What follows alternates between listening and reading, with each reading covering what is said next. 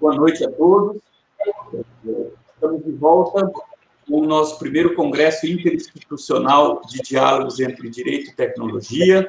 O tema deste ano, impactos da Covid-19 no uso de tecnologias no direito e na educação. Estamos iniciando o painel 1, intitulado Novos Paradigmas do Acesso à Justiça e Repercussões no Ordenamento Jurídico Brasileiro. Eu estarei aqui acompanhado do José Maurício de Lima, que eu vou apresentar já para vocês, e do Antônio Guilherme Portugal, que vão nos dar a honra aqui de contribuir com o nosso evento. Então, sem mais delongas, nós vamos dar início. Eu vou fazer a apresentação para vocês do nosso palestrante e já passarei a palavra para ele.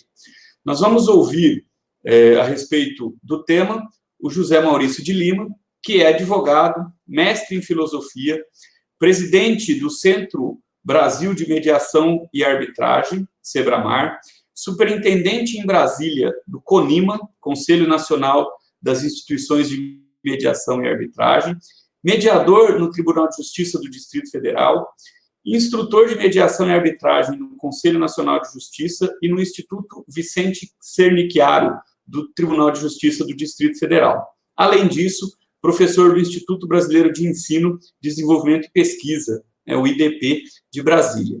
Então, nós ouviremos agora o Maurício, que vai nos brindar com algumas considerações a respeito desse tema, novos paradigmas do acesso à justiça e repercussões no ordenamento jurídico. Agradeço desde já a disponibilização do tempo e estamos ansiosos para ouvir o Maurício. Fique à vontade. Tá ótimo, então. Muito obrigado. Primeiramente, boa noite. Eu queria cumprimentar os participantes da mesa, na pessoa do meu amigo Luiz Renato, que me convidou gentilmente para participar desse evento.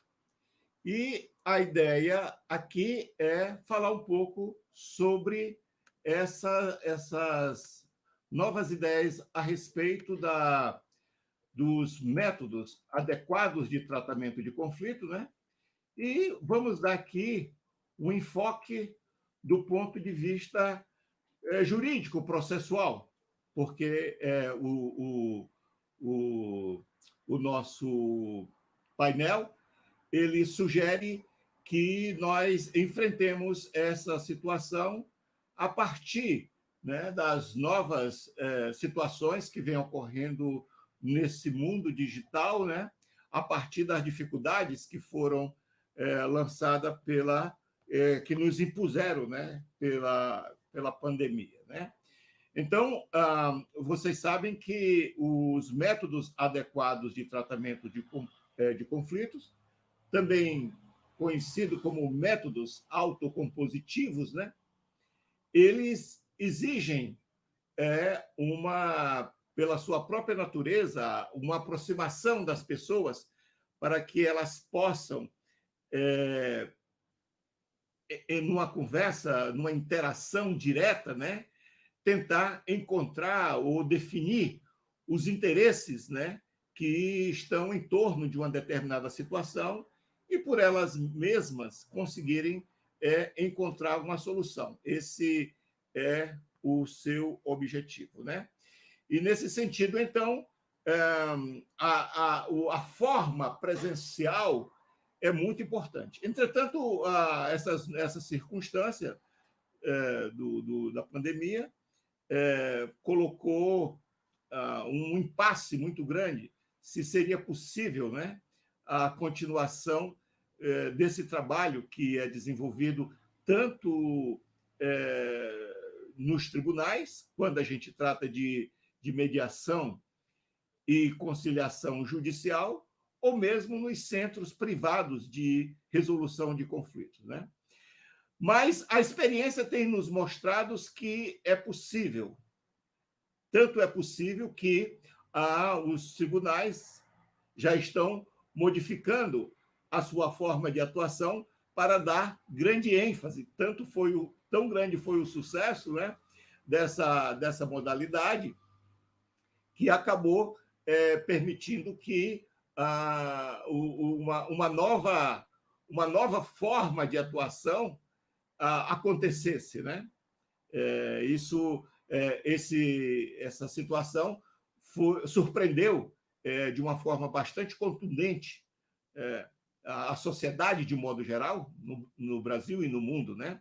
Eu gosto sempre de citar, quando a gente trata desse tema, uma situação que ocorreu em Israel, na Universidade de Jerusalém, quando, algum tempo atrás, eu não sei quanto tempo, foi um comentário que eu vi, eu não sei assim precisamente as informações de datas e tempo e tudo mais, mas o que eu sei é que há algum tempo a Universidade de Jerusalém havia proposto uma comissão para estudar, uma comissão de notáveis, né, e de especialistas em educação, em informática e tudo mais, né, como é que seriam, dali para frente, o procedimento que a universidade ia adotar para utilizar essas novas tecnologias e transmissões e aulas remotas e tudo mais, já que isso se tornou uma realidade.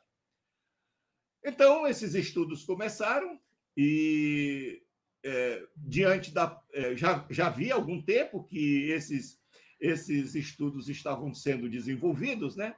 Ocorre que, com a pandemia, em uma semana, a universidade teve que modificar totalmente a sua forma de atuação.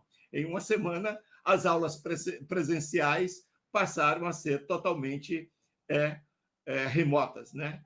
Então, você veja como as situações, né, nos surpreendem, né, essas modificações do mundo, né? Bom, o que nós temos aqui, então, para considerar em termos desses novos paradigmas, né?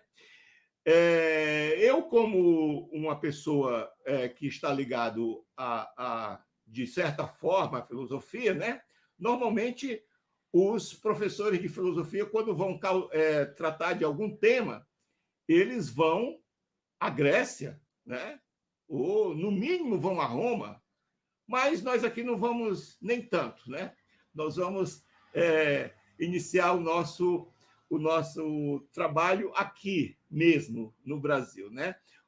E nas nossas circunstâncias.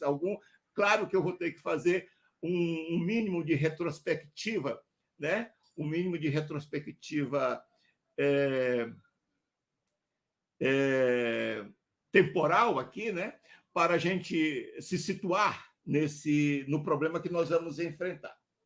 Então, o que é certo é que nós temos, né, na nossa sociedade, a nossa sociedade adquiriu, nessa modernidade, né, a partir da modernidade, um grau de complexidade grande, né, fazendo surgir a necessidade de regramento nas relações por meio da ciência do direito, né? E aqui nós entendemos a ciência do direito como sendo um conhecimento que propõe oferecer um método de enfrentamento de questões com soluções jurídicas, né?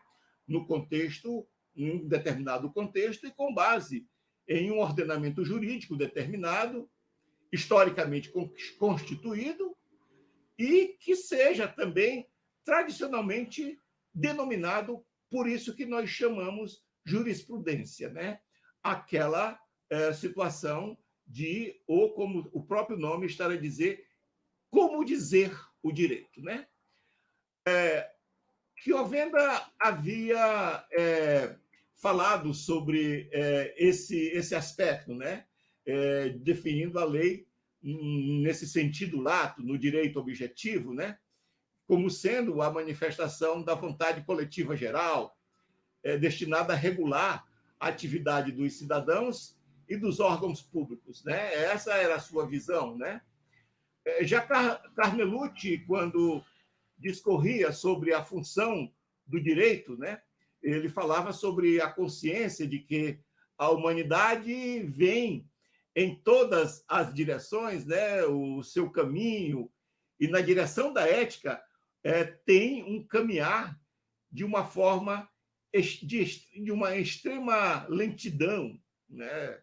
E aqui a gente também pode dizer que, pouco a pouco, os homens se tornam melhores, mas considerando que os seus passos, né, são imperceptíveis, né, como se o ponteiro do relógio se movesse num quadrante de séculos, né? As mudanças vão acontecendo de uma forma muito lenta, né? Vez por outra, ocorrem alguns impactos, né? Os fatos atropelam a vida e aí nós temos que nos adaptar, né? Mas o certo é que o direito promoveu mudanças significativas no modo de vida das pessoas, né? E deu uma certa estabilidade na vida contemporânea. Foi, na verdade, o direito que veio dar essa estabilidade, né? Eu costumo dizer de uma lição que eu tenho de um professor meu de ética, né? Professor Júlio Cabreira, que o direito ele nasce como uma falência da ética. Quando a ética falece, o direito tem que surgir para impor uma determinada. A ética ela subsiste, né, num ambiente de liberdade, onde as pessoas têm liberdade. Mas essa liberdade, vez por outra, é atropelada, né? E, em razão disso, o direito surge como uma forma de definir, né, as relações entre as pessoas, né? Então, nós vamos aqui trabalhar com alguns pontos de partidas, né? E eu estou me referindo principalmente a dois eventos históricos fundamentais, né? Que é a Revolução Francesa e a Revolução Americana, né? Nesse debate, né? Houve nesse percurso, né? Tivemos aí uma luta, né, entre a prevalência do jusnaturalismo e do juspositivismo, né? Iniciamos com esses direitos, né, que são inerentes às pessoas humanas, né?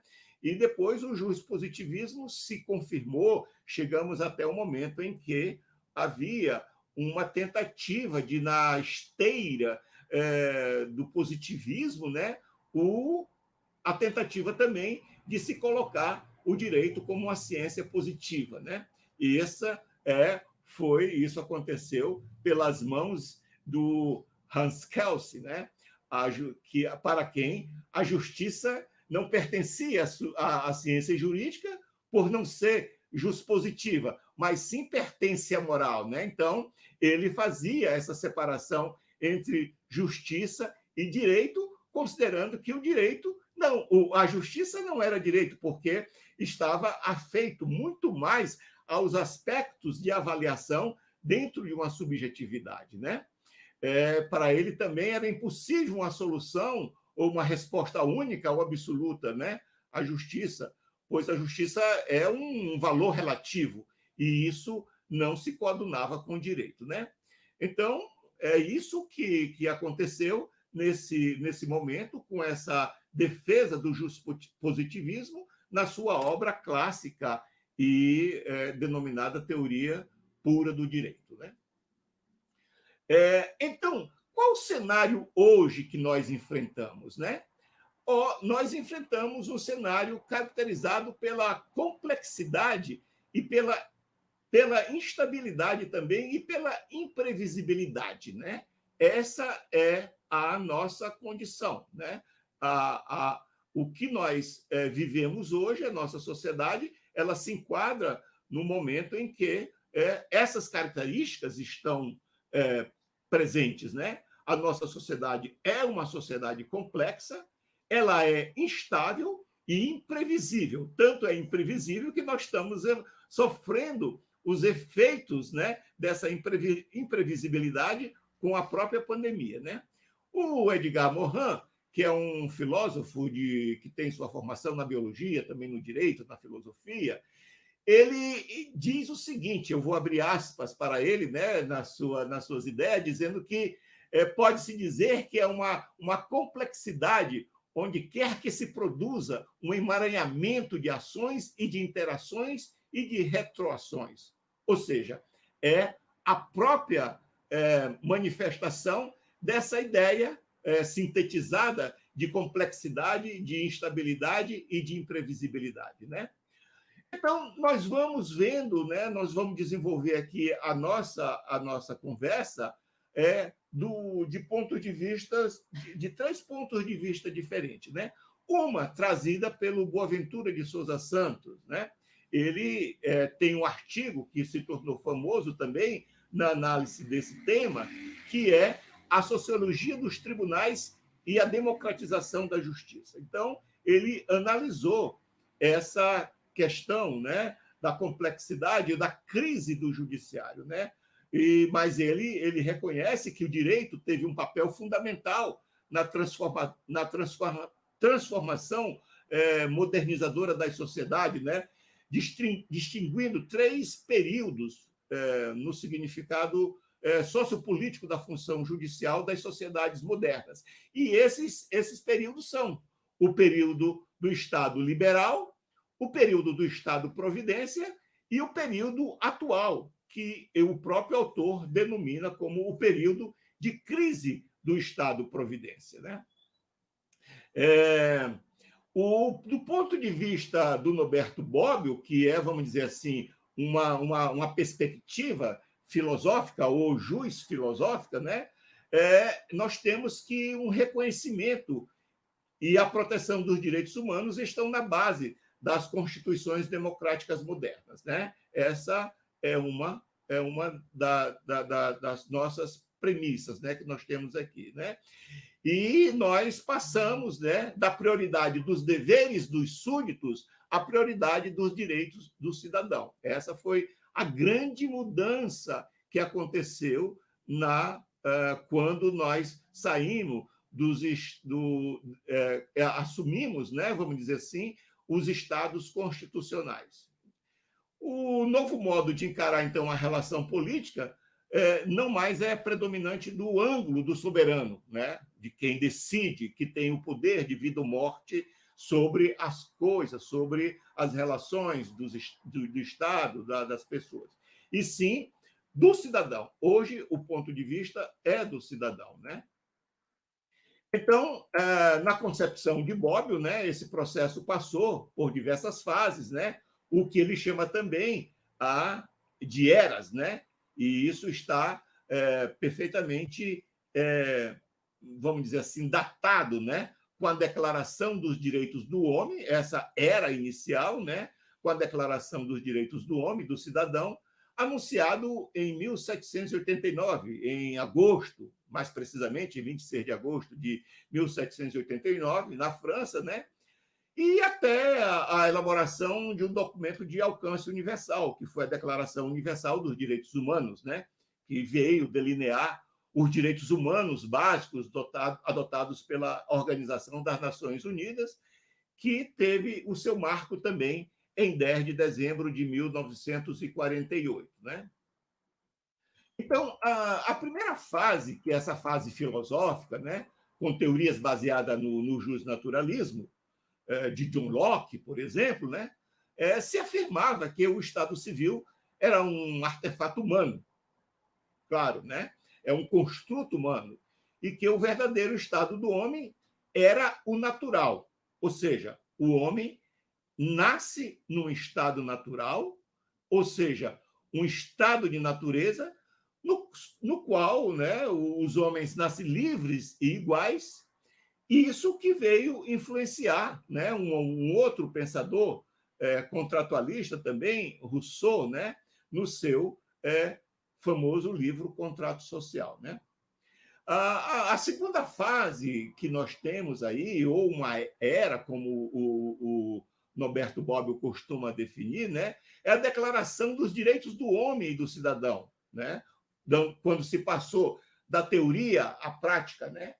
Contudo, esses direitos ainda não eram universais, pois estavam ali limitados, né, aos poderes do Estado que tutelava, né? O Estado, como um sujeito de direitos universais, devia estar subordinado à sua origem política, né? E nós temos, então, a terceira fase, que ocorre com a Declaração Universal dos Direitos do Homem, quando a afirmação dos direitos torna-se, ao mesmo tempo, universal e positiva, né? Sendo os destinatários todos os povos, independentemente do Estado, né? Ou seja, as minorias, suas lutas sociais no âmbito da origem étnica, convicção religiosa, localização geográfica, nível de renda, tudo isso estava assegurado nos chamados direitos humanos fundamentais, né? Que nenhum governo, nenhuma maioria eleito não, ou imposto, né, podem tirar, revelando os tribunais enquanto instâncias de decisão e de poder político. Então, aqui é onde o direito ganha o seu potencial, né? Então, nós temos aí algumas fases, né, que nós podemos analisar até chegarmos a esse momento em que a gente vai introduzir as ideias sobre essa crise, a chamada crise do judiciário que nós estamos entendendo, né?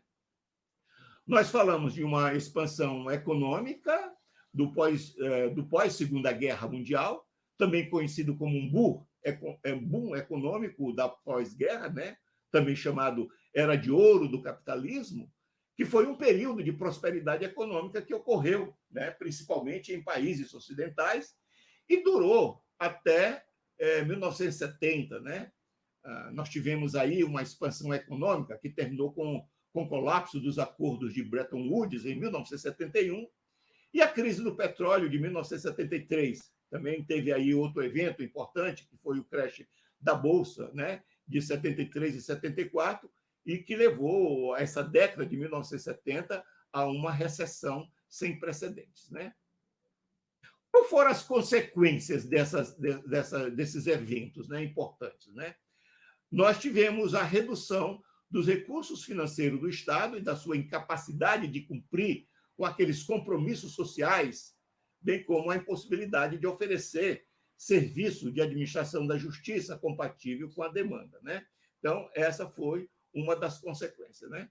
Então, nós tivemos aí afetado principalmente, né? Houve uma transformação do Estado-providência, né? Onde se lançou um grande debate sobre essa crise, né? E as transformações do direito, né? Eu digo isso com relação ao direito como um sistema autorreferencial e autopoético, né? Autoconstruído, né? E a concepção do direito como uma construção social, né? Então, isso é apenas para utilizar, né, o direito, a ideia de que o direito o direito muda e a sociedade se altera, segundo Niklas Luhmann, né? Surge, então, nesse contexto aí, né, o que se costuma chamar de crise da administração da justiça, né? Quais são as características dessa crise, né? Nós tivemos aí o aumento dramático dos processos, né? E as consequências que produziu nos tribunais, diante dos casos que se instalou, né? Com excesso de causas que chegam ao Poder Judiciário, né? E isso, de certa forma, emperrando o sistema e prejudicando a vida de milhões de pessoas, né? Isso é uma questão que ficou muito clara no Brasil, né? Essa situação, né? Então, nós assistimos aí, nesse momento, o que eu estou chamando de irrupção de novos paradigmas, né? Nós precisávamos dar uma resposta a essa situação, e nós denominamos isso como a crise do judiciário e a entrada em ação de alguns movimentos de acesso à justiça, né? Como foi o caso de uma obra que foi, na verdade, era um relatório que foi patrocinado pelo Banco Mundial, feito por dois juristas, né? O Mauro Capelletti, que é um processualista italiano, né? E o Brian Gart, né? Que desenvolveram uma pesquisa que resultaram no relatório, isso que se chamou relatório, né? E depois foi transformado em um livro que teve muita aceitação no Brasil e foi traduzida pela ministra Elly Grace, né? Então, nesse livro, se desenvolveu a ideia de que o conceito de acesso à justiça, né, tem sofrido transformações importantes, né, e sempre numa tentativa de acompanhar as evoluções do estudo e ensino do processo civil, uma vez que ele está totalmente integrado no novo paradigma do Estado democrático do direito, né? Bom, então, essa instabilidade e implausibilidade da sociedade pós-moderna, né, como nós já falamos, fez com que os direitos humanos também assumissem o papel de promover a minimização das desigualdades sociais através de um conteúdo aberto, que busca reafirmar a cidadania mediante mediante a consolidação de direito do trabalho, por exemplo, direito à saúde e segurança material e da educação, né? Então, esse diagnóstico do Mauro Capelletti, ele chega a dizer que não é surpreendente que o direito ao acesso efetivo à justiça, né, tenha ganho essa particular atenção na medida em que as reformas do welfare state, né, o Estado do bem-estar social, vem procurando armar os indivíduos, as pessoas, né, de novos direitos substantivos em sua qualidade de consumidores, locatários, empregados e mesmo os próprios cidadãos, né, nos seus direitos do cotidiano, né? De fato, o direito ao acesso efetivo tem sido progressivamente reconhecido como sendo de importância capital entre os novos direitos individuais e sociais, uma vez que a titularidade de direitos, né, é destituída de sentido na ausência de mecanismo para a sua efetiva reivindicação. Esses foram, vamos dizer assim, as considerações do Mauro Capelletti, né? Então, hoje nós temos uma concepção de acesso à justiça, que é uma frase cunhada pelo desembargador aposentado do Tribunal de Justiça de São Paulo, que é o desembargador Kazuo Watanabe, né? É um dos grandes incentivadores dos métodos consensuais, né? Um dos pioneiros nessa luta aqui, né? Que ele diz que o acesso à justiça, esse acesso à justiça, não deveria ser entendido como algo diferente de acesso a uma ordem jurídica justa, né? Essa é a ideia. Esse é o novo paradigma. O que nós precisamos ter é um acesso a uma justiça, a uma ordem jurídica justa, né? E não mais esse simples acesso aos órgãos judiciários, né?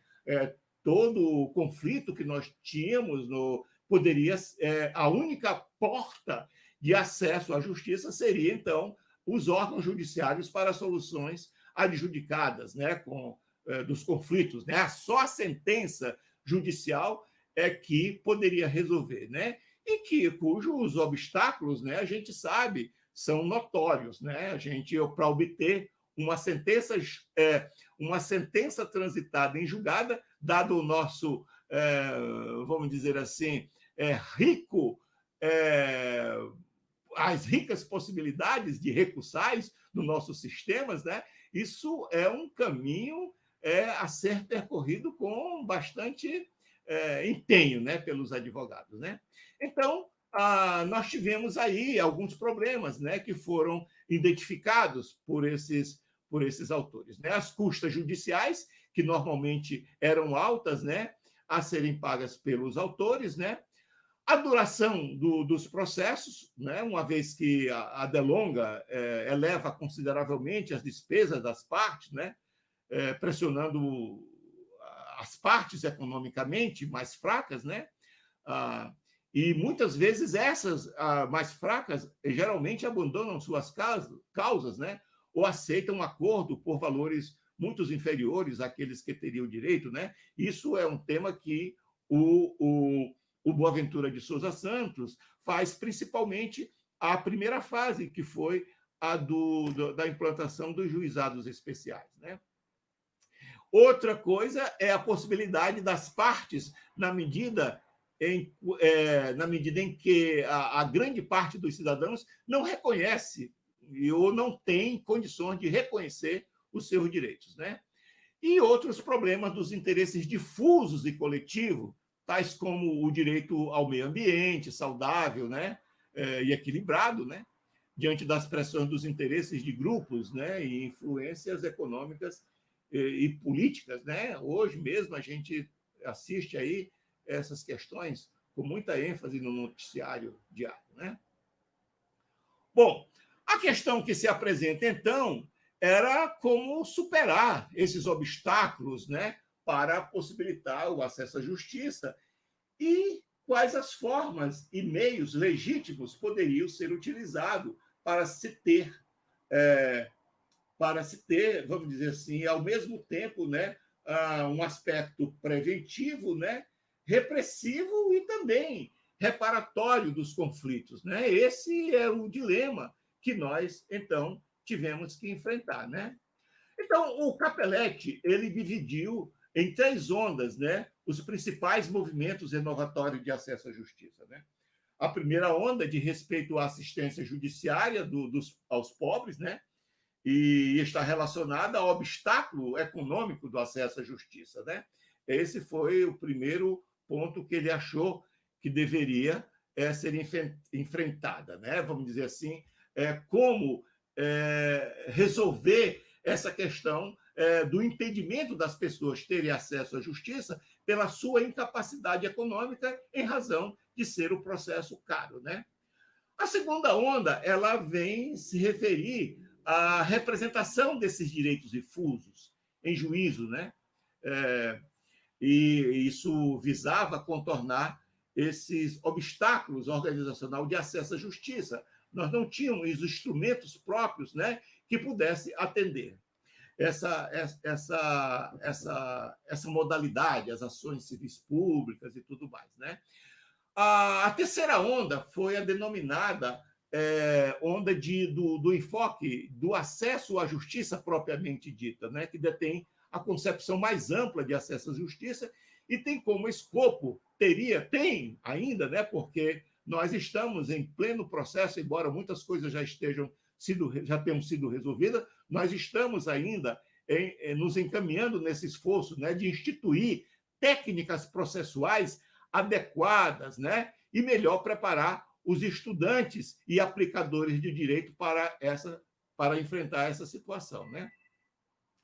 Então, os reflexos das ondas renovatórias de Mauro Capelletti, né, no direito civil brasileiro, né, com essas ondas nós tivemos uma incorporação desses novos paradigmas da justiça, né? Mas como isso ocorreu, né? Qual foi essa história, né? Então, nós sabemos que o Brasil, eu não vou fazer aqui maiores considerações a respeito disso, porque tomaria muito tempo, né, sobre os aspectos históricos, né? Mas a gente sabe que o Brasil nasceu sob a égide das ordenações afoncinas, né, editadas em 1446 e consolidados depois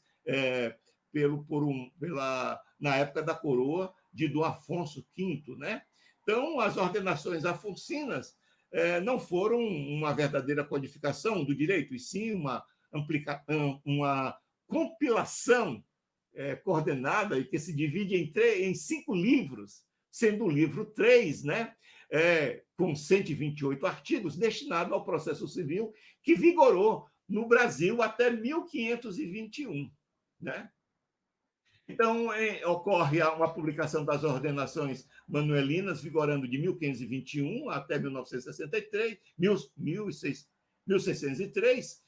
Depois, as ordenações manuelinas acompanham o critério até então adotado com seus contornos gerais para execução dos julgados, né? Não houve grandes alterações, e a partir de 1603 foram promulgadas as ordenações filipinas, as quais, por 3 séculos, teriam vigência no Brasil, né? Portanto, o Brasil viveu sob 3 ordenações que foram consideradas grandes codificações da época, além das cartas dos donatários, dos governadores e dos ouvidores que foram nomeados no Brasil, né?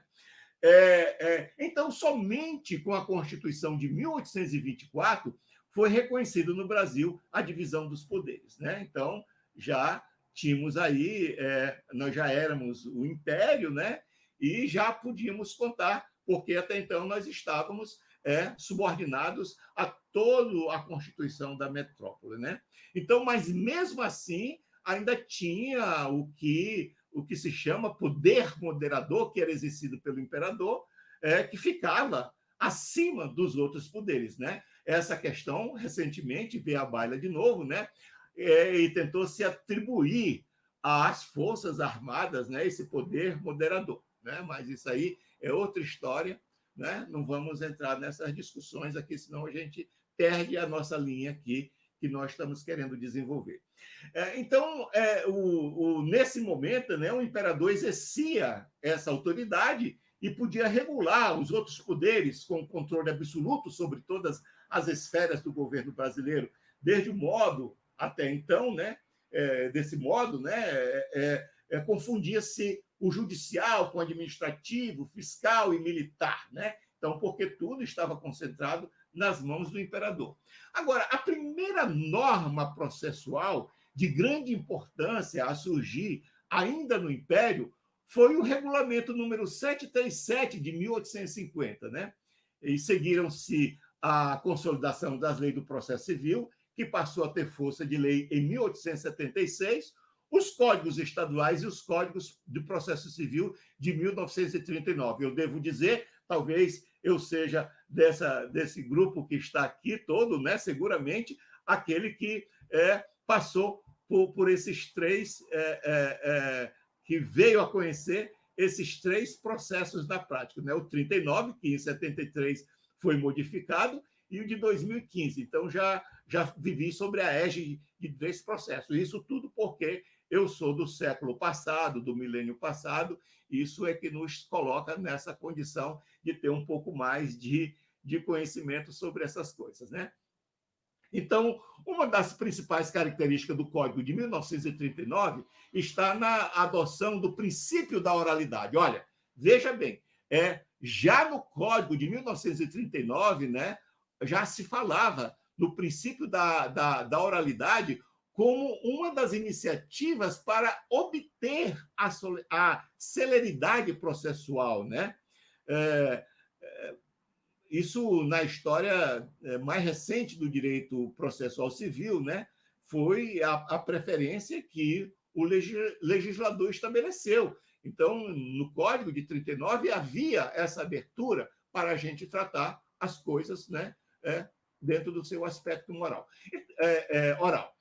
O Código de Processo Civil não teve grandes alterações significativas, né, arquitetando o que foi à luz de uma ideologia extremamente individualista, né, que nós estávamos em pleno regime militar, e o que se projetava ali era assegurar a realização de direitos puramente individuais, não se prestando a instrumentalizar os denominados direitos coletivos, né? E nenhum, nessa época, o judiciário estava sobre uma contenção muito grande, né? Então, o Brasil já ultrapassou, ainda que tardiamente, a primeira das três ondas renovatórias, né? Nós estamos hoje razoavelmente implantando essa política de assistência judiciária para os pobres, para começar com a entrada em vigor de uma lei 1060 de 1950, né? Que era a lei da assistência judiciária, né?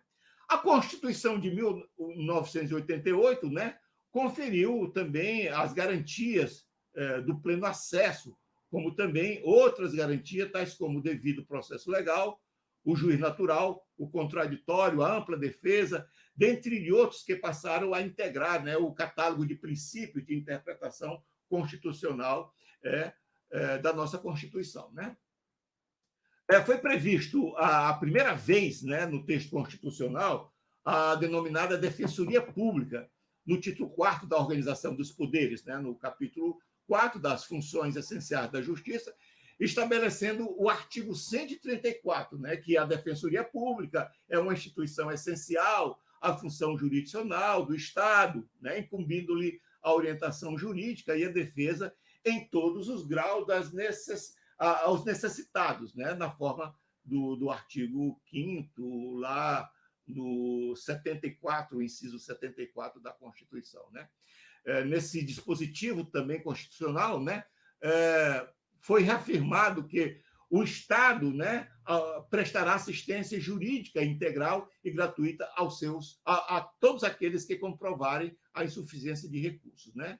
Então, foi editada uma lei complementar, a Lei 80 de 94, né, conhecida como a Lei Orgânica da Defensoria Pública, né, que organizou as defensorias públicas da União e expôs as novas para defensorias públicas dos estados, que hoje, efetivamente, todos os estados e o Distrito Federal já, isso depois de um grande esforço, né, alguns estados, mais recentemente, que organizaram suas defensorias públicas, e até a União também já tem a sua defensoria pública, né? Hoje nós já podemos dizer que superamos essa primeira onda, né? Então, como superar a segunda onda, né, que era a representação dos interesses difusos, né? A emenda constitucional 45 de 2004, né, ela outorgou à Defensoria Pública, enquanto instituição essencial que né, a função jurisdicional do Estado, essa autonomia funcional e administrativa, né?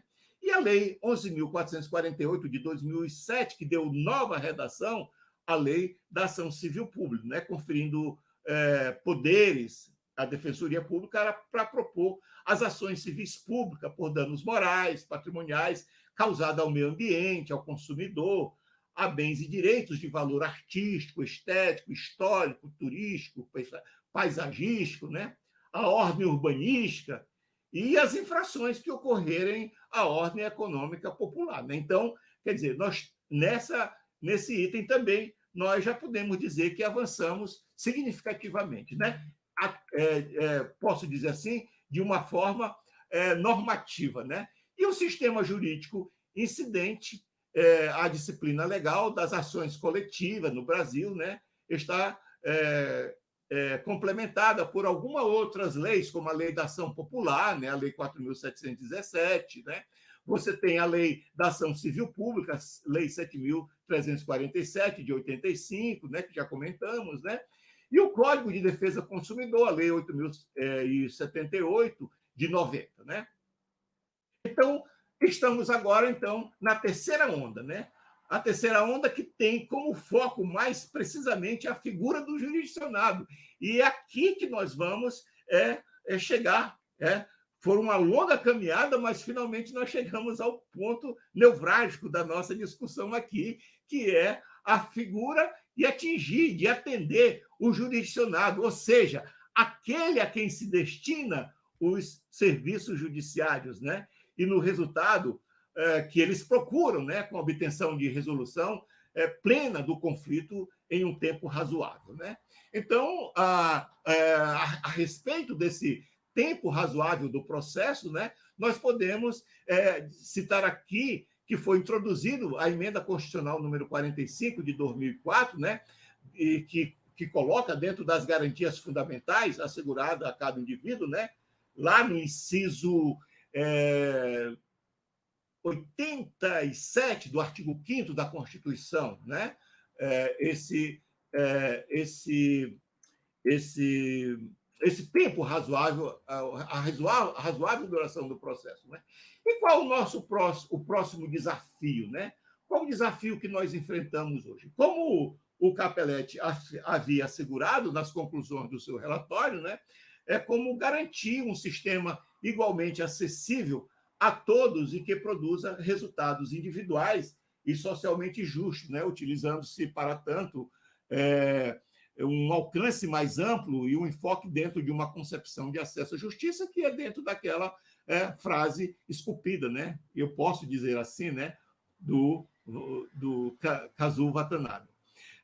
Onde devemos incluir, além do próprio sistema judiciário, né, a advocacia judicial ou extrajudicial, seja por meio dos advogados particulares ou públicos, né? Então, nós precisamos utilizar essas possibilidades, né?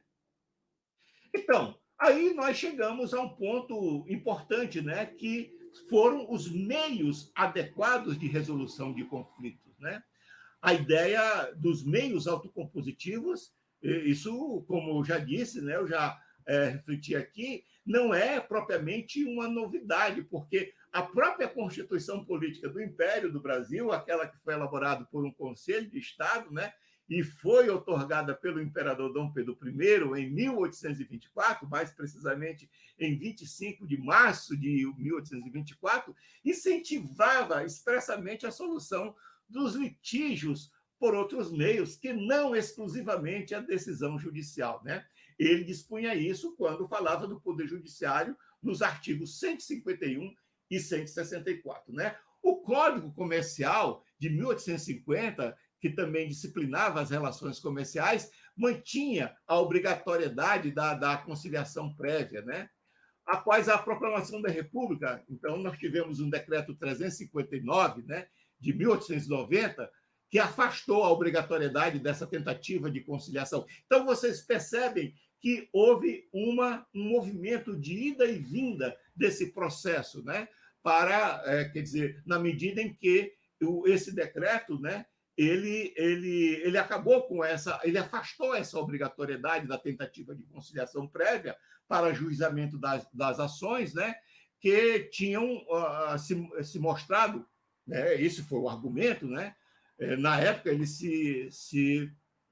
havia o argumento foi que ele era oneroso e de pouca valia, né, como elemento de composição de litígios, né. Eu não tenho maiores elementos para avaliar a consistência desse argumento, mas o que eu sei historicamente pesquisando é que os argumentos foram esses, né?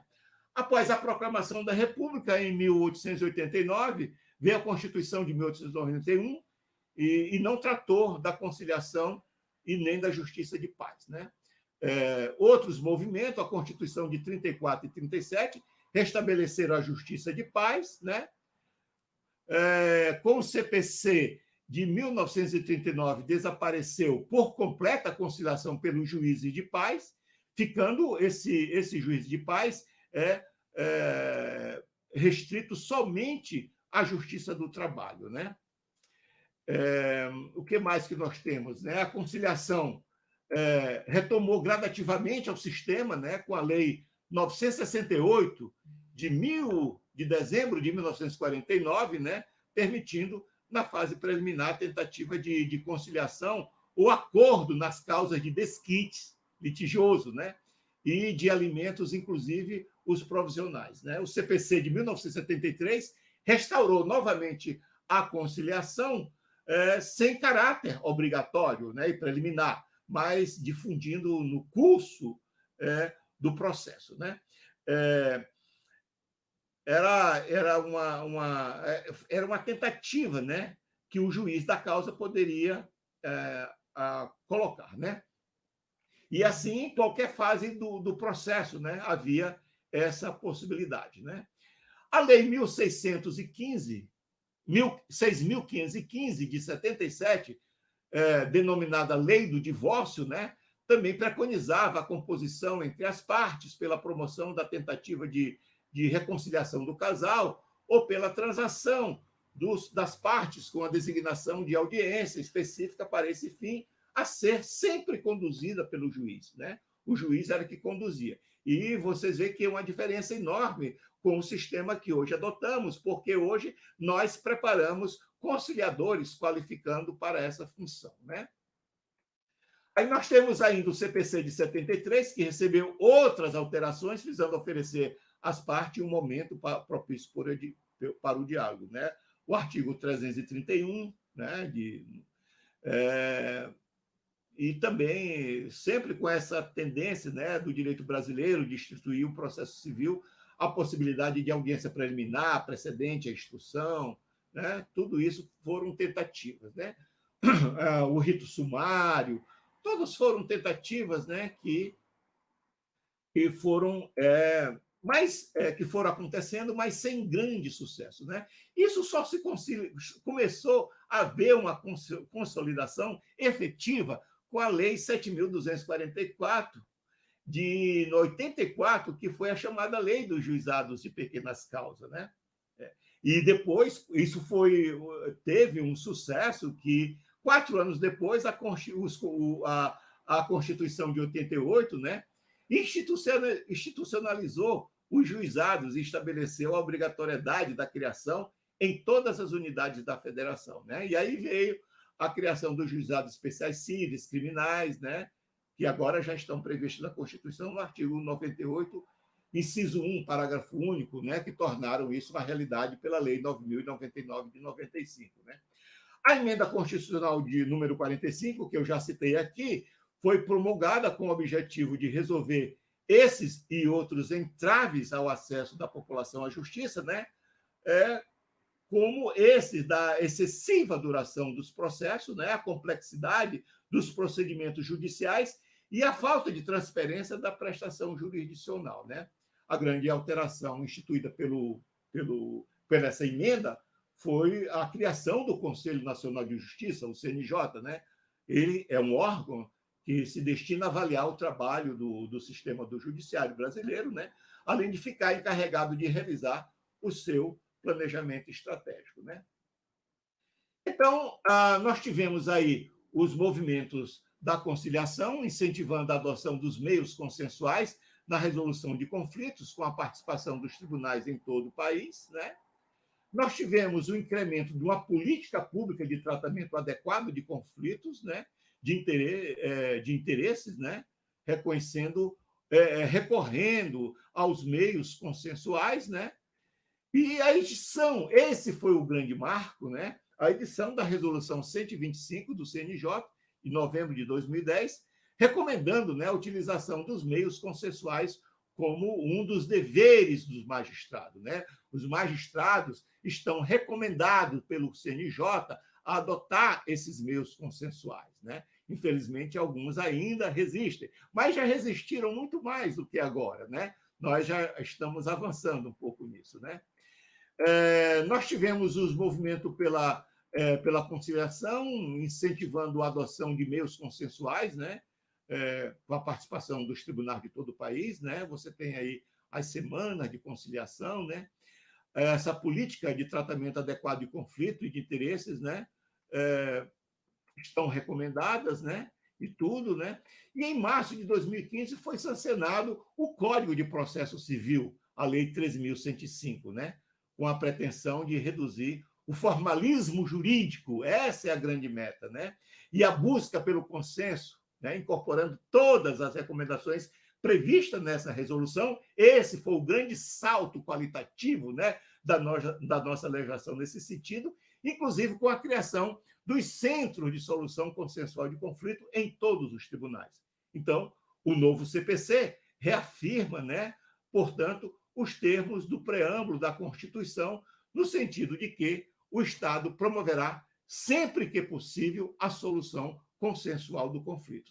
Então, eu diria para vocês, para encerrar, né, que esse foi o grande percurso que nós tivemos, né, analisado sempre desses vários pontos de vista, aí, do ponto de vista filosófico, sociológico, né, e processualista, que nós chegamos nesse ponto em que hoje nós temos todo um arcabouço a promover a possibilidade dos recursos, e agora, principalmente porque o próprio Código de Processo Civil e outra legislação, elas permitem que isso seja feito eletronicamente, né? E asseverando que isso ganhou um impulso enorme nesse momento agora, né?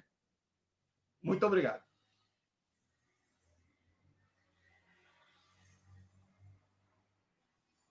Passar a palavra para o nosso debatedor e companheiro aqui, Antônio Guilherme Portugal.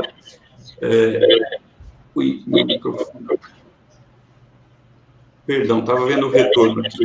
Então, voltando, vou passar a palavra ao Antônio Guilherme Portugal, nosso debatedor, que é especialista em direito tributário, advogado público, procurador do município de Cambé, no estado do Paraná, e professor de Direitos Humanos e Direito Internacional na Unifil, em Londrina, no Paraná.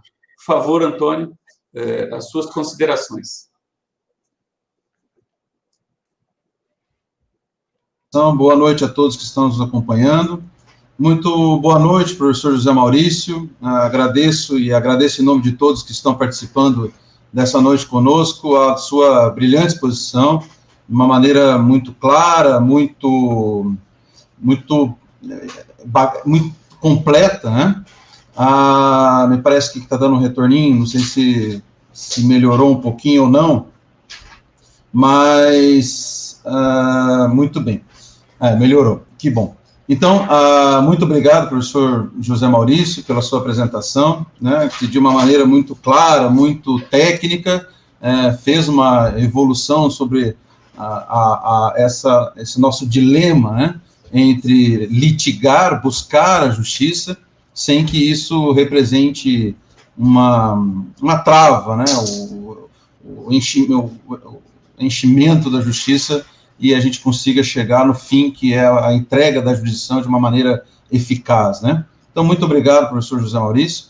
Mas esses temas, né, e essas questões de acesso à justiça sempre são necessárias de serem discutidas, justamente porque é o nosso maior problema, né? Então, nós temos um instrumento judicial para poder satisfazer alguns dos nossos interesses, mas isso tem que vir de uma forma que não apenas se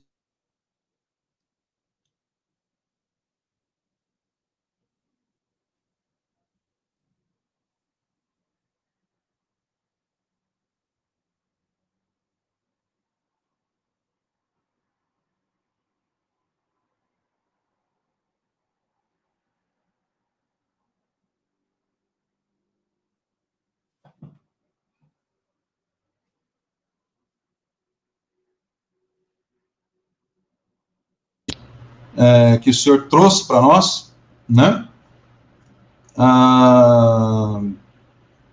Parece que está dando algum... voltou, muito bem. Que desculpe, mas me parece que deu algum problema na internet aí, mas enfim, já estamos de volta, né? Mas enfim, são esses temas que a gente precisa realmente debater. Mas enfim, doutor José Maurício, o que nós temos, né? Uma era que nós já estamos chamando da era do poder judiciário, né? Onde nós estamos enxergando aí um protagonismo do poder judiciário na nossa vida política, na nossa vida social, né? Quando você vê que o poder judiciário ele vem sendo seguidamente, reiteradamente exigido a dar respostas dos mais diversos aspectos da nossa vida social e da nossa vida política. É interessante, tudo aquilo que você está discutindo nas nossas casas políticas acaba, de uma maneira ou outra, transbordando para o Poder Judiciário, e isso acaba exigindo do Poder Judiciário que dê essas respostas, né? Então, estamos vivendo um momento em que o Poder Judiciário está sendo muito exigido, né? E isso talvez, claro, por uma própria postura do Judiciário de buscar dar respostas em eventuais vácuos legislativos e situações que, eventualmente, a nossa Casa Legislativa não atua adequadamente. Então, a gente vive esse dilema.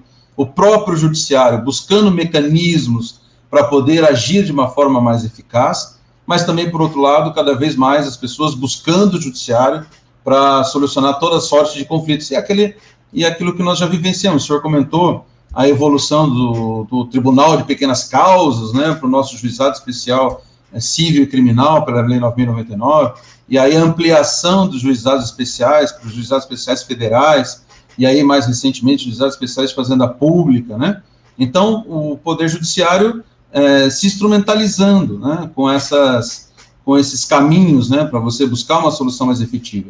Por outro lado, você abre os juizados especiais justamente para você poder dar maior amplitude, dar maior possibilidade das pessoas discutirem suas questões judiciárias, e isso, por outro lado, leva a um acúmulo de demandas do judiciário, né? Então, você, ao mesmo tempo que você franquia, né, o acesso, você acumula o judiciário. E aí vem justamente um ponto que, para mim, sempre foi um ponto de reflexão, inclusive em razão do meu trabalho, né, em razão de estar ali na defesa de um ente público, né, que é a ideia desses nossos grandes litigantes, dos nossos litigantes habituais, aquelas pessoas que estão acostumadas a estar em litígio, a estar em processo judicial, e usa do poder judiciário justamente para você poder ter ali uma forma de acomodar seus interesses econômicos e etc. Né? Então, a gente fala aqui das grandes corporações e até mesmo dos entes públicos, que acaba usando da morosidade do Poder Judiciário para obter as suas vantagens econômicas e, enfim, né, para se colocar diante de uma posição desigual em relação ao litigante eventual, né, aquele consumidor, aquela pessoa física que eventualmente se viu em alguma situação que exigiu a busca pelo judiciário. E justamente esse é o ponto que sempre me traz muita reflexão, né? Como que a gente conseguiria tentar resolver esse problema? Então, nós temos lá um judiciário abarrotado de demandas. O senhor menciona no artigo do senhor uma demanda reprimida de aproximadamente 70 milhões de processos, e se você depura um pouco esse dado, você percebe que grande parte desses 70 milhões de processos represados envolvem as mesmas pessoas. A taxa de congestionamento. A taxa de congestionamento, exatamente, os processos represados, né? Então, a gente tem ali, dentre esses processos represados, grande parte deles quem são? Os entes públicos, né? Somos nós, dos municípios, dos estados e da União, nas suas mais diversas frentes, né? Seja por questões das mais variadas índoles, né? Desde oferta de medicamento a questões tributárias, mas está lá o ente público, e estão lá as grandes corporações. Então, desse estoque de processos represados, se você faz uma peneirada, você encontra mais ou menos as mesmas pessoas, né? E a ideia é essa, qual que é a ideia que o senhor tem, eventualmente, o que o senhor pode, eventualmente, aprofundar sobre isso, como que a gente poderia tentar resolver esse problema? E aí, né, engatando aqui um segundo ponto de reflexão, o senhor tem um trabalho bastante relevante, bastante importante na questão da mediação e da arbitragem, e como fica os entes públicos na mediação e arbitragem. Eu, na minha atividade, eu tenho buscado, ainda que muito timidamente, por uma série de fatores que vão além da minha vontade, né, mas eu tenho buscado trazer esse tema para dentro da administração pública, trazer o tema da mediação, trazer o tema da conciliação, trazer o tema, eventualmente, até da arbitragem, porque não em questões que envolvam lá, contrato de licitação, etc. Tal, mas a resistência é muito grande, né? A resistência, percebemos que é muito grande em torno desse tema na administração pública, que é um dos grandes litigantes. A administração pública é, de fato, um dos grandes litigantes que nós temos no judiciário. Então, se a gente busca acesso à justiça, como que esses grandes litigantes eles devem se portar para poder, em conjunto, né, com o Poder Judiciário, resolver esses gargalos, né, tentar desrepresar esse estoque, né, de demanda reprimida aí, de mais de 70 milhões de processos. Então, são essas as reflexões que a gente tem que aprofundar, e eu gostaria de ouvir o senhor, o que o senhor poderia contribuir para esse debate conosco, né, e quais são as reflexões que o senhor traz a respeito desses temas. Bom, o que eu posso dizer é que nós, pelo menos, já iniciamos o caminho, né?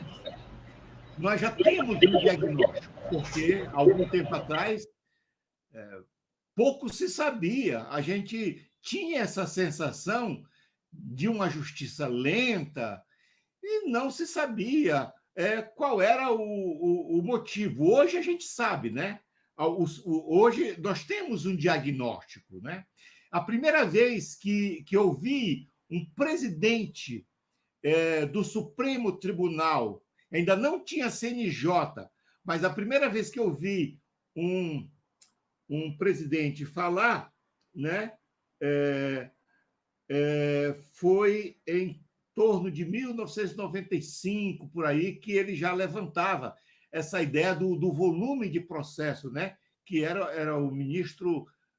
Eu não estou precisando da data, mas eu sei que o presidente era o Pertence. Foi a primeira vez que eu vi um presidente, José Paulo Pertence, né? Um presidente do tribunal preocupado com essa questão, né? O CNJ ainda não existia como órgão de planejamento central do Poder Judiciário, né? Mas ele já levantou a questão E eu não me recordo, eu me lembro que isso me impactou assim quando eu vi no jornal uma reportagem, uma entrevista longa do ministro Pertence, né, falando sobre como o judiciário estava, vamos dizer assim, abarrotado de processos, né? Nós não tínhamos ainda o CNJ já tinha e tal, o STJ já existia nessa época e tudo, né? Mas então nós estávamos nesse impasse, né? E hoje o CNJ está aparelhado, né? E vem adotando. O fato dele ter instituído essa política pública foi um grande caminho, né? Um grande passo, né? E também os esforços, né, que os ministros, né, que foram presidentes, né, mais recentemente, têm dado. O próprio ministro, eu me lembro que eu estive na reunião do Conselho Federal da OAB, logo que o ministro Toffoli tomou posse, né, no período passado, aí, ele esteve numa sessão do Conselho Federal da OAB e falou sobre esse tema, né? Inclusive encaminhou para o MEC, né, aquela proposta de exigência de disciplinas desse tema nos cursos de direito, né, entre outras medidas, a ênfase que foi dado para esses métodos consensuais, né? O ministro atual, o ministro Fux, também é um interessado no tema. Ele próprio já conduziu mediações, né? Ele foi, por exemplo, o mediador numa discussão que aconteceu entre unidades da federação, entre São Paulo e Rio de Janeiro e Minas Gerais, se eu não me engano, sobre a utilização das águas do Rio Paraíba, né? Então foi uma coisa que foi mediada por ele e tudo, né? E eu tive a oportunidade de conversar com ele sobre isso, né? Ele é entusiasmado com esse tema, né? Então, hoje, nós já temos as autoridades sensibilizadas. Nós temos o caso do Ministério da Justiça, né, que tem um órgão, né, que foi dirigido até bem pouco tempo pela doutora Eutália Maciel Coutinho, uma das grandes incentivadoras desse tema, né? Nós temos pessoas como o André Goma, que durante muito tempo esteve como juiz assistente no Conselho Nacional de Justiça, que deu grande força para a implementação. Então, nós temos valores, né, nesse meio que estão presentes, que deram grandes colaboração. Eu não vou... já citei aqui por diversas vezes o desembargador Kazu Watanabe, né, que é um dos inspiradores desse tema e tudo mais, o próprio Konima, né? Mas, veja só, o diagnóstico nós já temos, né? E já temos também muitas propostas de soluções. Uma solução mais importante, a meu ver, é a ideia de transferir grande parte desses litígios para a iniciativa privada, entendeu? A iniciativa privada se preparou. Hoje nós temos um corpo de mediadores altamente qualificados, né? Porque as faculdades já... eu mesmo sou professor no IDP, no Instituto IDP aqui de Brasília, né, dessa disciplina, né, e todo semestre a gente forma advogados com essa nova perspectiva, né, com essa nova visão, né. Nós temos vários cursos, né, que os próprios tribunais oferecem, né, mas o que está ocorrendo é que os tribunais estão se valendo de mediadores voluntários, né? Quer dizer, eu acho ótimo a ideia do voluntariado, mas o voluntariado tem os seus limites, porque as pessoas vão fazer isso de uma forma assim, vamos dizer assim, residual, não faz parte da sua, vamos dizer assim, da sua atividade principal, né? Nós devemos constituir isso, nós devemos dotar o sistema, tanto privado como público, de mediadores remunerados para fazer esse trabalho. Eu fiz recentemente eu sou muito amigo do secretário de orçamento do tribunal, porque eu já fui também secretário de orçamento do tribunal aqui do Distrito Federal, e eu estava fazendo uma conta com ele. Olha, nós temos alguma coisa em torno de 1 bilhão, que é a dotação orçamentária do tribunal, né? Fazendo uma conta assim, simples assim, só para... E entendendo que grande parte desses processos, né, um grande volume hoje, a gente fica ali na casa dos 20 poucos por cento de processos que são utilizados, né, ou que são resolvidos mediante acordo, né? Então, se a gente destinasse não 20% do orçamento, mas 1% desses 20% para remunerar os mediadores, talvez a gente desse um impulso importantíssimo nesse negócio, né? Que o próprio Código de Processo Civil já prevê isso como sendo a atividade do mediador, né? Ele está incluído no rol dos auxiliares da justiça, né? O mediador se constitui hoje um auxiliar da justiça, e ele pode ter, vamos dizer, a lei já autoriza que seja realizado concursos, né, para essa finalidade, para ter mediadores profissionais exclusivamente treinados para isso, porque o juiz não é treinado para fazer mediação nem conciliação. Aliás, há uma própria proibição, né? Eu tenho conhecimento de que, recentemente, o tribunal, uma Câmara do Tribunal de Justiça de São Paulo, cassou uma sentença de um juiz que fez mediação e depois sentenciou. Então, ele não está... Primeiro, por uma coisa, né, que ele tem um trabalho muito mais nobre para realizar, que é a tarefa de sentenciar com os aspectos jurídicos, e que também a mediação e a conciliação não tem a pretensão de substituir os juízes, é apenas dentro dessa ideia do tribunal multiportas, né? Isso é que está se pretendendo implantar, né? Não ter exclusivamente a saída da solução adjudicada, da sentença. Não é isso que se... Né? É diferente. Nós queremos que o sistema todo tenha várias possibilidades. E você mencionou aí o fato dos grandes litigantes, né? O Ministério da Justiça e o CNJ, eles se juntaram e fizeram um levantamento e identificaram quais são esses grandes litigantes, né? Então, desses 100 milhões de processos que hoje existem no Brasil, 50% são de entes públicos, né? A União, as suas autarquias, né? Enfim, os estados, os municípios, as suas respectivas autarquias e tudo mais, né?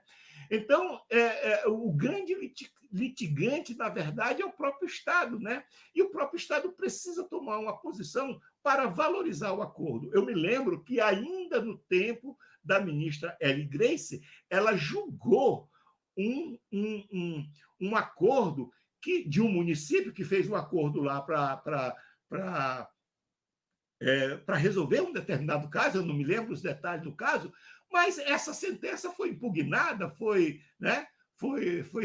houve o recurso dela e foi bater no Supremo, com a alegação de que aquilo é inconstitucional, né? Então, ela, nesse voto brilhante, que é até citado numa dissertação de mestrado de uma juíza federal que defendeu esse mestrado na Fundação Getúlio Vargas, eu tive a oportunidade de ler essa dissertação, ela argumentou com base na duração razoável do processo, porque o acordo era a única forma de extinguir isso, né? Então, os advogados públicos também, de certa forma, se sentem um pouco até uma situação delicada, porque muitas vezes, né, eles têm os limites da lei, né, que impede que eles possam fazer acordo, né? Na área tributária, está acontecendo no Congresso, né, um projeto de lei que visa a aprovação de instrumento que permita a arbitragem até para resolver algumas pendências tributárias. Então, existe um arsenal de coisas, mas ainda falta um pouco mais de vontade política dos próprios juízes de assumirem isso como uma verdade, entendeu? E também, e mais enfaticamente, eu acho que o setor privado hoje está preparado para assumir essa função.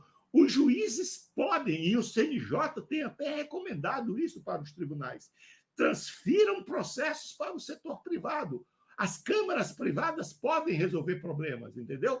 E aí, como se dá esse critério? Bom, aí os tribunais vão definir, existe 1000 formas de atender também esse requisito, né? Então, em torno disso, nós temos várias saídas. E eu diria para você, viu, que nós estamos andando. Se nós compararmos o que nós tínhamos há 10 anos atrás, em termos desses métodos autocompositivos, e o que nós temos hoje, nós já avançamos bastante. Mas, claro, ainda tem um longo caminho a percorrer. Sem dúvida. Sem dúvida. Professor?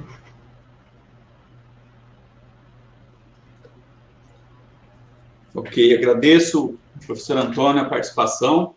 Eu gostaria agora de fazer pontuar aqui com vocês dois, tentar inverter um pouco a ótica que foi falada. O Maurício nos deu aqui uma aula histórica, né, filosófica, sociológica da evolução disso tudo até chegar onde a gente está, né? Saímos lá, eu, quando comecei a estudar, se falava em meios alternativos de solução de conflito, era uma coisa meio de segundo escalão. Hoje se fala em meios adequados, né? Quer dizer, o adequado é o meio de autoconciliação, o extraordinário, o alternativo deve ser a justiça. Então já houve uma mudança bastante significativa até no tratamento, até na forma de nomear as duas coisas. Mas eu queria tratar especificamente Renato, se você me permite fazer um pequeno detalhe para a gente não gerar confusão, realmente você tem razão. Antigamente se falava de meios alternativos, né? Eram alternativos porque não havia previsão legal.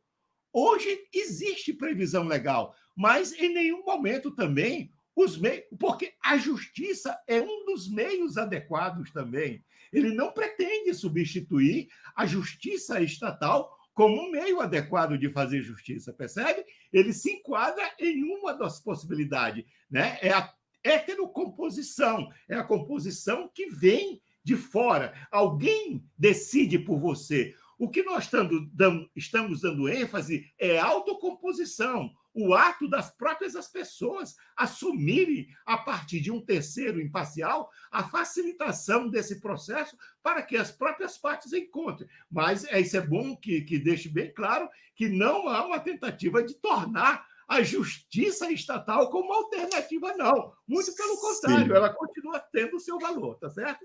Desculpa aí. Não, imagina, é de grande valia.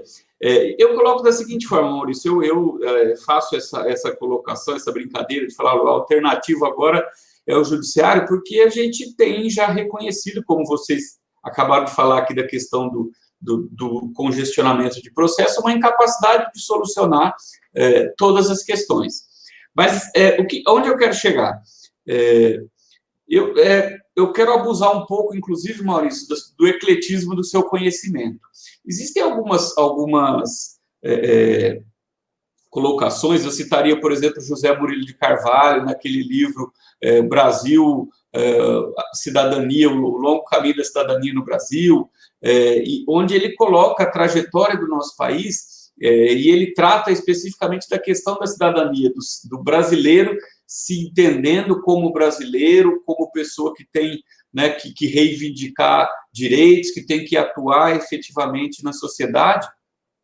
E eu queria saber, mais especificamente da sua prática, você vê do cidadão, né, um interesse na utilização da autocomposição? Você vê um aumento que é compatível com esse aumento, por exemplo, do interesse do Estado? Porque você estava falando, olha, hoje nós temos o CNJ incentivando, nós temos a legislação, nós temos a formação desse profissional, e do ponto de vista do cidadão, superou-se aquela ideia de que tem que ser uma decisão judicial, tem que ser o Estado que vai me dar a resposta? O que você pensa disso?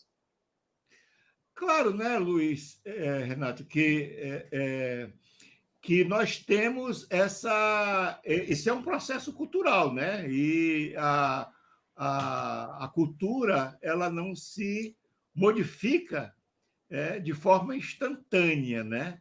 Ela precisa ser colocada, a ser experimentada e tudo mais. O que eu posso dizer para você é que as experiências que eu tenho tido na condução de mediações é que essas pessoas que saem de lá depois de uma sessão de mediação, muitas vezes, nem mesmo chegando ao acordo,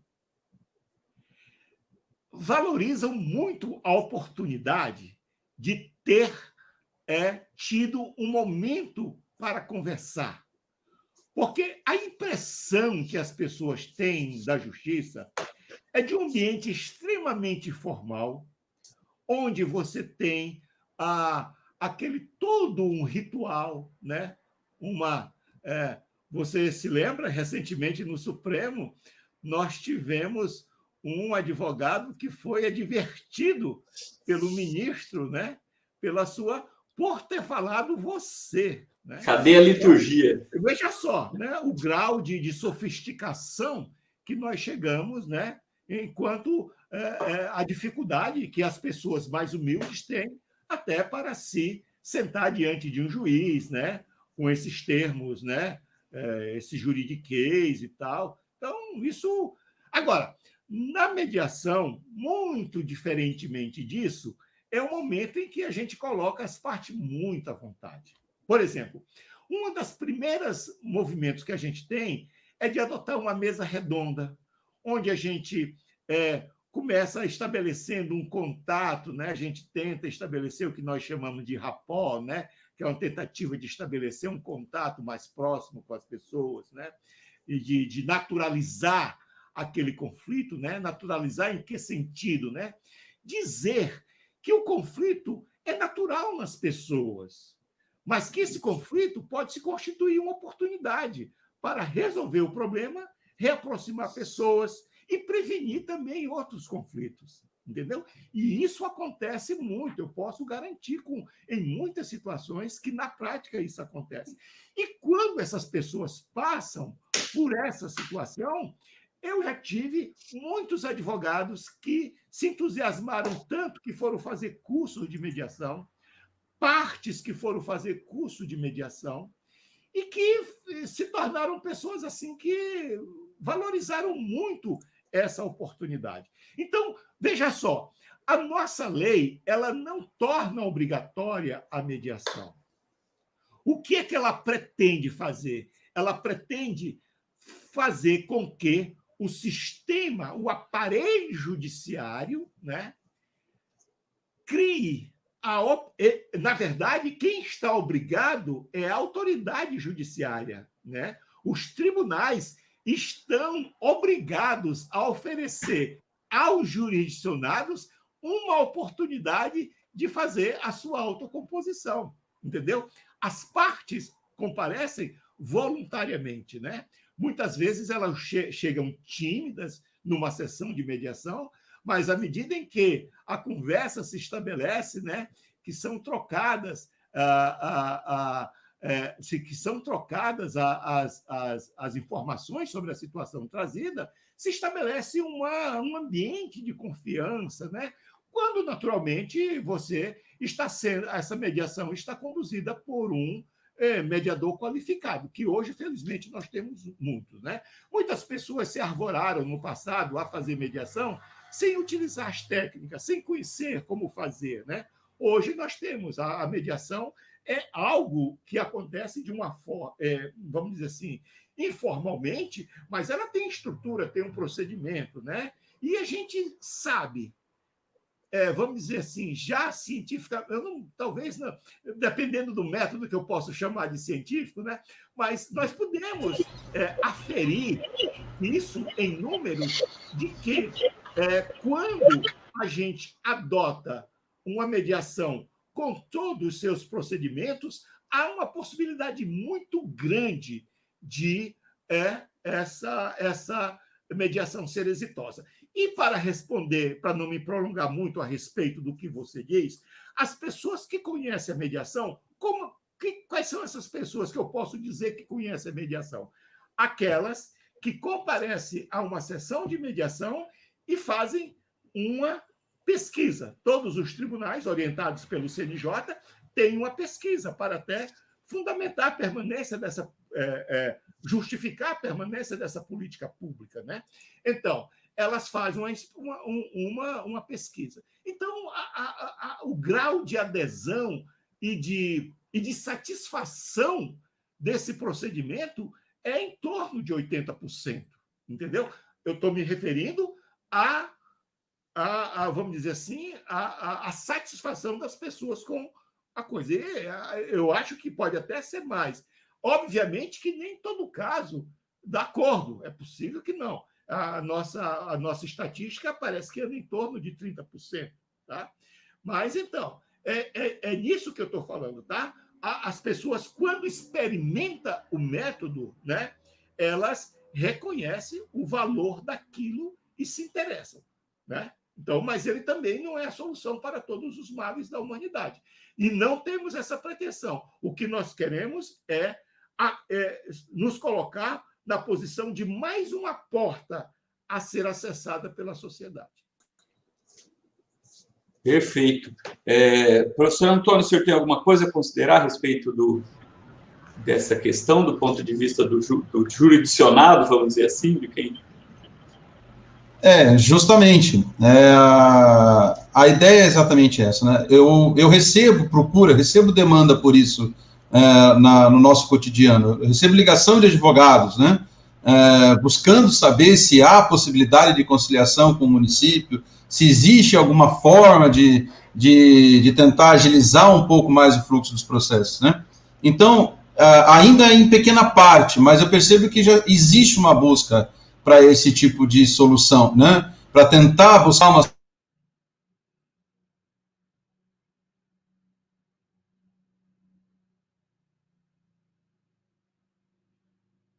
Acho que ele travou, Renato.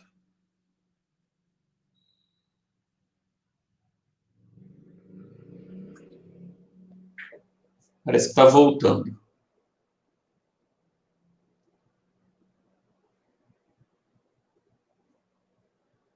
A tecnologia, quando funciona, é muito... Existe sim uma busca, mas uma busca tímida, né? Uma busca tímida em torno da administração pública. E aí, como o Edson disse, né, o maior réu do judiciário é o Estado, sem dúvida nenhuma. Aliás, o maior réu e maior autor em muitos casos, né? Eu acredito que o Estado ele está nos dois casos, ocupando o poder judiciário, tanto como réu como autor. O doutor José Maurício comentou que hoje nós temos o CNJ um trabalho muito importante de dados, de pesquisa, né, e de quantificação daquilo que nós temos no judiciário, e uma das não diria novidade, porque isso, ainda que não sistematizado, já era comum, né, a maior quantidade de processos que nós temos no judiciário é a execução fiscal. Hoje, isso em todos os níveis, aí, falando desde União até os municípios todos. Então, o Estado como autor, né, buscando satisfazer seus créditos. E naquilo que o professor José Maurício comentou, não apenas a tentativa de você poder mediar a questão tributária, mas também você não exigir a execução fiscal por meio de um processo judicial. De repente, você tentar resolver isso dentro de uma esfera administrativa, sem, claro, tolher a eventual defesa do executado em uma ação própria, promovida por ele, enfim, que substituiria o atual embargo de execução. Então, existe também esse caminho, né, a ser discutido de uma maneira muito séria, né, e o Estado, de fato, o Estado ele tem uma forma de cumprir as suas obrigações que é muito confortável, ainda que, se você pensar pelo aspecto orçamentário, é necessária, né, mas é confortável você pagar por meio de precatório, você ter expropriação de bens, né? Então, isso, de fato, deixa o Estado numa posição confortável.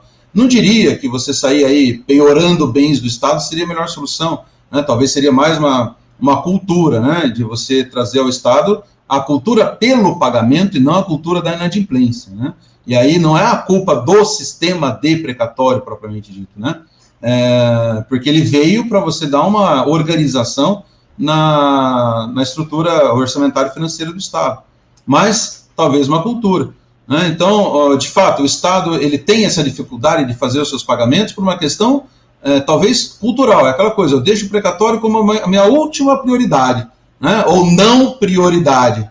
né? E aí eu vou buscar lá resolver coisas que eventualmente vai trazer mais chamariz político, né? Então, eu tenho que construir uma escola, eu tenho que construir um posto de saúde, porque isso vai ficar minha marca lá no cimento, né? E é uma questão de prioridades, talvez, né? Tudo bem que nós temos, sim, dificuldades financeiras, mas isso você tem que trabalhar, né? É uma questão cultural, né? O Estado ele tem que deixar para trás essa cultura de ser o inadimplente por uma opção, né? Claro, hoje, você trazer o Estado alguns estados, né, para a adimplência, talvez demore um pouco em razão daquilo que você já tem construído, mas tem que mudar a cultura. E aí é justamente esse trabalho que o professor José Maurício comentou, né, nós temos que mudar culturalmente a nossa posição. E aí é onde eu sinto falta, né, onde eu sinto falta de uma presença maior desse debate na academia, nas faculdades, nos cursos de graduação. Nós temos importantes cursos que discutem a mediação e a arbitragem, mas talvez nas graduações, não sei se é uma sensação apenas minha, né, mas as graduações ainda focam muito no processo civil, no seu viés do litígio, né? E, eventualmente, a gente poderia trazer isso numa cultura desde lá dos primeiros anos de faculdade, tentar discutir isso com mais profundidade, né, na proposta que é o Código de Processo Civil do ministro Fux, né, que ele foi um dos principais atores aí na elaboração do Código de Processo Civil, com esse viés nitidamente buscando a conciliação, buscando a mediação, buscando a solução pelas partes e não por meio único exclusivamente da sentença. Então,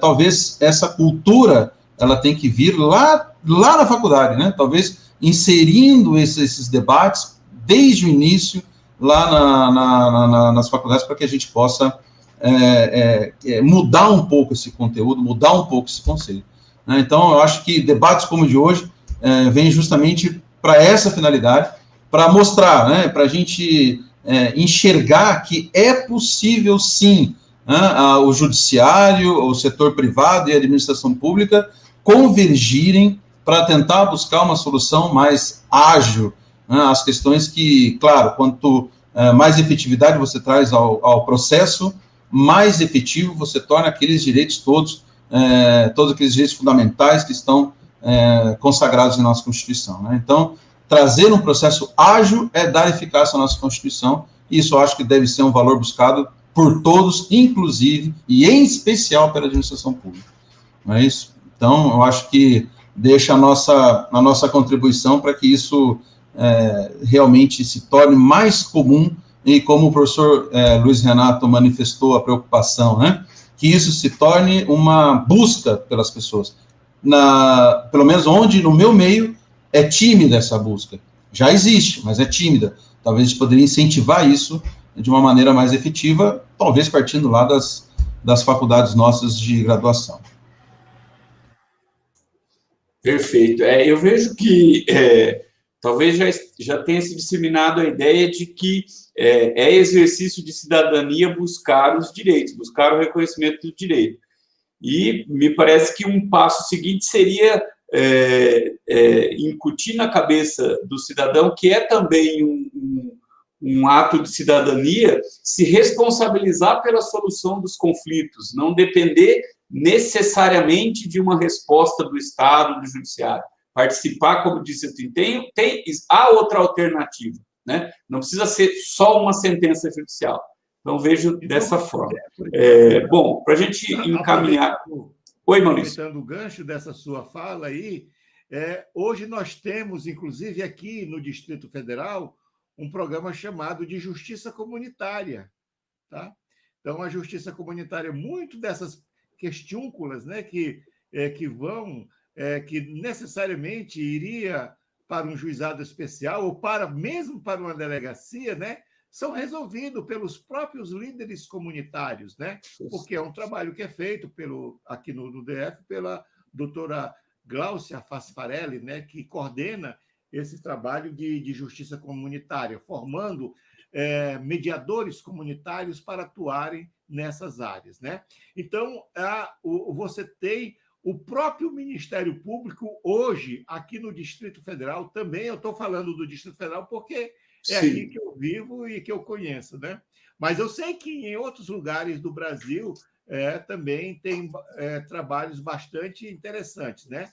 Aqui, o Ministério Público do Distrito Federal é muito atuante nessa área, né? O Ministério Público tenta, vamos dizer assim, em muitas ocasiões, né, trabalhar nesse sentido, na promotoria de educação, não sei como é que chama a promotoria exatamente, mas na promotoria de infância e juventude, em várias promotorias específicas de consumidor, enfim. Eu, por exemplo, já tive a oportunidade de conduzir uma mediação que tinha, por um lado, uma associação de pessoas que se constituiu em torno de um problema que aconteceu na construção de um conjunto habitacional, e, de outro lado, tinha um desses órgãos de defesa do consumidor, não me lembro qual, e o Ministério Público. Então, ao final dessa mediação, que tinha uma ação civil pública e uma ação e outra ação coletiva, duas ações para tratar desse negócio que não se sabia quando isso ia terminar, né? Então, isso acabou como? Acabou com TAC, com termo de, né, de conduta, né, termo de acordo, né? Isso pode ser feito, claro que pode ser feito, né? Outra coisa, eu não sei se vocês tomaram notícia, isso para dizer, viu, Antônio Guilherme, dessa sua preocupação, e eu vou dar um exemplo aqui de bem-sucedida mediação com o serviço público, que eu conduzi uma mediação. Você deve ter tido notícia, porque teve noticiário nacional sobre isso, né? Um viaduto que caiu aqui em Brasília, no setor, em frente ao setor bancário, em frente à antiga sede do Banco do Brasil aqui. Caiu um viaduto, despencou ali uma parte desse viaduto e afetou uma enormidade de carro, porque embaixo funcionava um estacionamento e tal, né? Então, quem era o responsável por essa indenização? Obviamente que o Estado, né?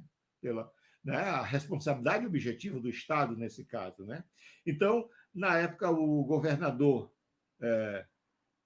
procurou o presidente do tribunal e o tribunal sugeriu que fosse feita uma mediação. E aí participou a Procuradora-Geral do Distrito Federal e todos os outros envolvidos naquela mediação. E isso foi resolvido em um mês.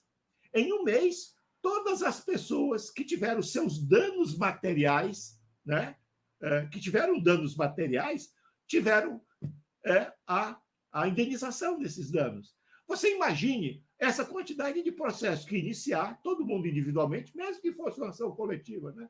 Você entra lá e tal, aí você tem um processo, aí geralmente um processo público dificilmente não chega no STJ, né? Dificilmente, quando não o STJ, né?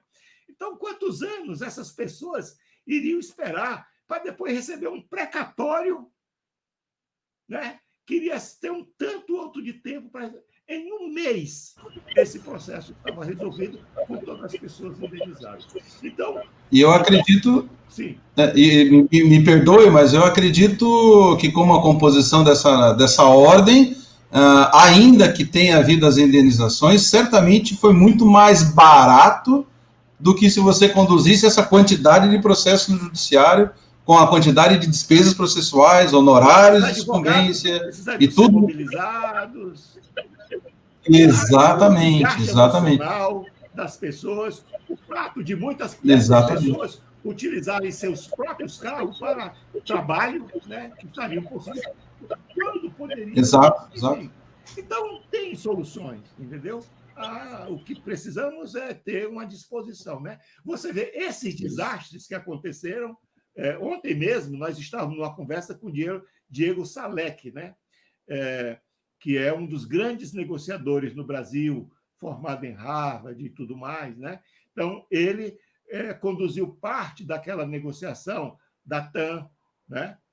Quanto tempo aqueles processos não poderiam durar? Ele conduz também, orienta essas negociações para esses desastres naturais, esses desastres que aconteceram lá nas barragens de Minas Gerais e tudo mais, entendeu?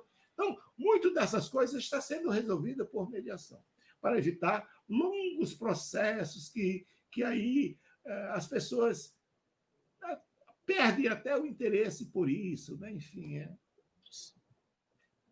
Meus amigos, nós estamos com o nosso tempo aqui quase estourando, né? Quando o assunto é bom e quem fala dele sabe o que diz, o tempo passa rápido. Eu gostaria de agradecer muito ao nosso público aqui, as pessoas que comentaram, muitas pessoas elogiando o Maurício, muitas pessoas elogiando o Antônio Guilherme. Vou fazer o registro aqui do comentário do nosso amigo Edson Ferretti, Maurício, nosso amigo de viagens para a Argentina, grande Edson, fez um comentário aqui, estava aqui nos atendendo. Agradecer também aos nossos acadêmicos aqui que ficaram na parte técnica, na retaguarda, nos dando aqui o apoio necessário. E franquear agora a palavra para o José Maurício, para o Antônio, para fazer uma consideração final, para que a gente possa encerrar essa noite muito proveitosa, agradecendo demais a ambos pela disponibilização do tempo em prol aqui, não só da nossa comunidade da Universidade Federal do Mato Grosso do Sul, mas de todos os ouvintes aqui do nosso congresso. Por favor, fiquem à vontade.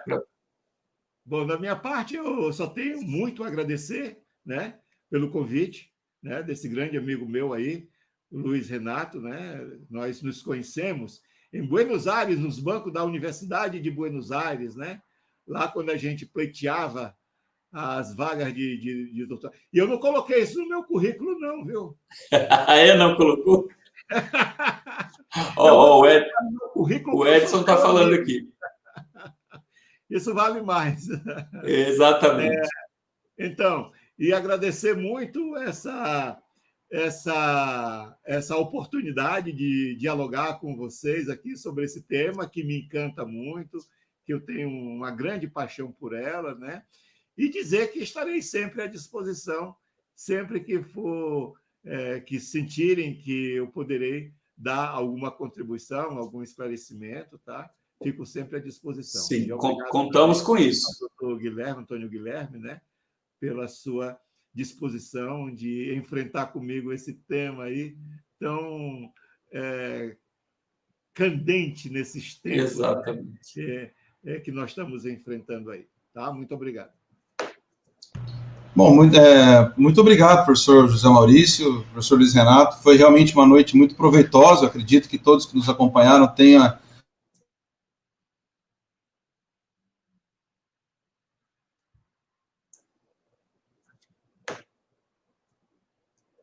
O Antônio está com um probleminha lá, né? Vamos ver se ele consegue. Bom, voltamos aqui. São as nossas dificuldades, né? Eu até ia finalizar o comentário justamente nesse sentido, né? Que é o tema do nosso evento em relação a direito e as tecnologias. Hoje, por uma felicidade, estamos aqui entre Brasília, Paraná e São Paulo juntos, né? Então, isso realmente é uma contribuição que eu acredito veio para ficar, né? Então, estamos aqui num bate-papo diretamente do Paraná, São Paulo e Brasília, e isso realmente é uma situação... Uma pergunta, você é parente do Roberto Portugal, por acaso? Desculpa, não entendi. O juiz Roberto, o desembargador Roberto? Não somos parentes. Eu conheço ele, né? Inclusive, eu morei em Curitiba e trabalhei em Curitiba, e ele, na época, era juiz... se não me engano, da 9ª Vara Civil de Curitiba, quando eu conheci. Ele é desembargador, né? Hoje desembargador, exato. Mas a família dele, né, é uma família de longa tradição no Poder Judiciário paranaense. Né? Porque você é Portugal e falou que era do Paraná, então... Não, as pessoas relacionam, sim. Mas nós temos aqui umas 2, 3 raízes de Portugal diferentes aqui no Paraná, mas, de fato, não pertenço a essa família, né? Mas, enfim, de qualquer maneira, foi muito gratificante, muito, muito produtivo estar aqui essa noite com vocês e agradecer a instituição pelo convite, se colocar à disposição, estou à disposição aqui sempre que eventualmente precisarem e espero também contar com os senhores em eventuais eventos da nossa instituição aqui. Muito obrigado a todos, boa noite a todos que estão nos acompanhando e Até a próxima. Ok, muito obrigado mais uma vez aos dois. Encerramos, então, por aqui esse nosso painel. Um abraço a todos e até a próxima.